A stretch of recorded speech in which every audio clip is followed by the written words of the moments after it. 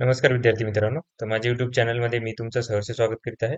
तर तुमच्यासाठी एका महत्त्वपूर्ण विषयावरती व्हिडिओ घेऊन आलो आहे. तो म्हणजे महाराष्ट्र शासनाच्या वन विभागामध्ये जे दोन पदभरती आहेत, वनसेवक तसेच वनरक्षक ही पदभरतीची जाहिरात येणे अपेक्षित आहे. जसे पोलीस भरतीची वॅकन्सी डिक्लेअर झालेली आहे 15,631 पदांची, तशीच ही पदभरतीची ही वॅकन्सी डिक्लेअर व्हावी. आता नॉर्मली जर बघाल तुम्ही तर ही जवळपास माझ्या माहितीनुसार रक्षकाची जवळपास एक 1600 पदापर्यंत जाहिरात येऊ शकते. आताच कालच एक माहिती आली होती ते आणि वन सेवकाची 12,991 अशी ही पदभरतीची जाहिरात अपेक्षित आहे. ही वन विभागाची जाहिरात आहे.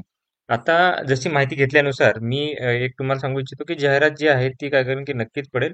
फक्त ह्या सगळ्या जाहिराती आहेत त्या ऑक्टोबरमध्ये पडतील. ऑक्टोबरमध्ये कारण की शासनाचे 150 दिवसाचा कृती कार्यक्रम सध्या सुरू आहे आणि त्याच्यानंतर त्यांचा एक मोठा कार्यक्रम घेणार आहेत बघा. 150 पहिले 100 दिवसाचा घेतला त्यांनी कार्यक्रम हे केला आराखडा केला त्याच्यानंतर 150 दिवसाचा सध्या सुरू आहे.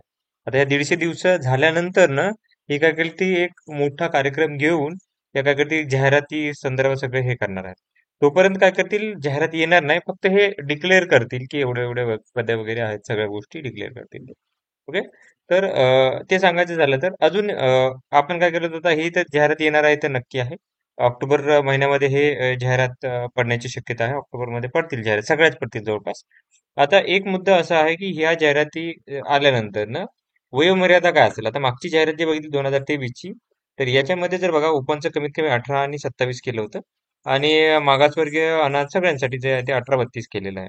ओके. तर जाहिरातीमध्ये जर बघितलं तर हीच राहण्याची शक्यता आहे ही आणि त्याच्यानंतर एज रिलॅक्सेशन आहे कारण 2023 नंतर ना आता जवळपास 25 म्हणजे तुम्ही बघा 23 गेला 24 आणि 25 जवळपास 3 वर्षानंतर ना जाहिरात येत आहे ऑलमोस्ट 3 वर्ष होत आहेत ते. ओके. 3 जवळपास वर्ष पकडले तर प्रोसेस सगळे होईपर्यंत 3 वर्ष जर झाले तर तुम्ही तर त्याच्यामुळे विद्यार्थ्यांना काय करतात की एज रिलॅक्सेशन हे भेटेल पोलीस भरतीला जसं भेटलं तसं कारण पोलीस भरती जाहिरात दरवर्षी जवळपास येतात. ओके. तर यावेळेस ही जाहिराती काय करते की या जाहिरातीमध्ये तुम्हाला एज रिलॅक्सेशन भेटणार आहे. तरी पण बघा लक्षात घ्या तरी पण काय करत आहोत की आपण एक लेटर लिहिलेला आहे मंत्र्याला. ओके. हे आपण लेटर हे करूयात पाठवत आहे. तर याच्यानुसार मी काय केलं की लेटर लिहिलं बघा ही प्रक्रिया जी आहे वनसेवक आणि वनरक्षक पदाची ही लवकरात लवकर घ्यावी आणि उमेदवारांना जी आहे ती वयोमर्यादेत सूट द्यावी ही विनंती केलेली आहे.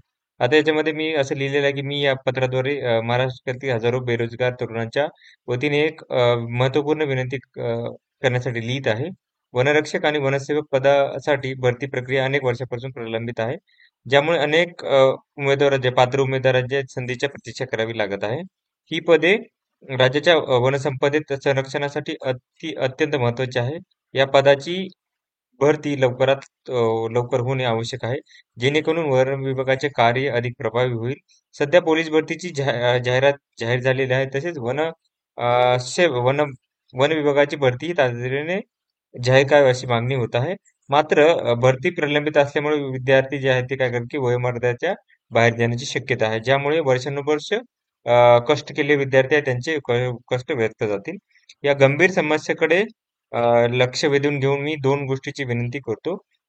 एक आहे की वनरक्षक वनसेवक ही पदभरती लवकरात लवकर जलद गतीने पूर्ण करावी आणि दुसरं आहे की एज रिलॅक्सेशन देऊन त्या विद्यार्थ्यांना सहकार्य करावं. त्याच्यानंतर ना आपण या मागणीचा सकारात्मक विचार करून योग्य ती कारवाई करा अशी अपेक्षा आहे.